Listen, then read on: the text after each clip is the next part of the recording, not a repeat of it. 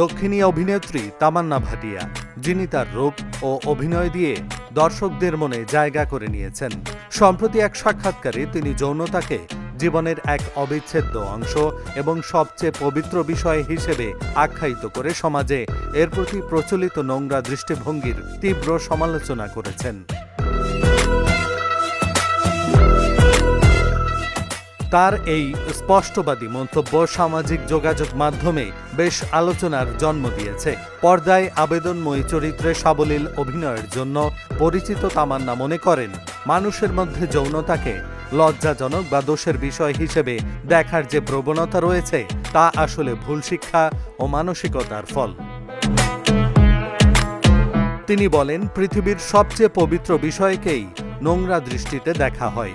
যখন কিছু মানুষ আপনাকে নিয়ন্ত্রণ করতে পারে না, তখন তারা আপনাকে লজ্জিত ও দোষী অনুভব করানোর চেষ্টা করে। তারা চায় আপনি যেন আপনার নিজের কাজের জন্য লজ্জিত হন।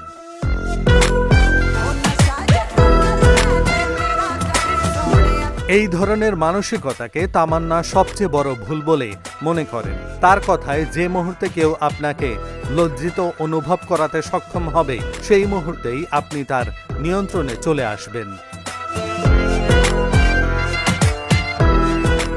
এই প্রসঙ্গে তিনি আরও বলেন, কি অদ্ভুতভাবে আমরা সবচেয়ে পবিত্র বিষয় নিয়ে লজ্জিত বোধ করি, কারণ আমাদের এভাবেই ভাবতে শেখানো হয়েছে।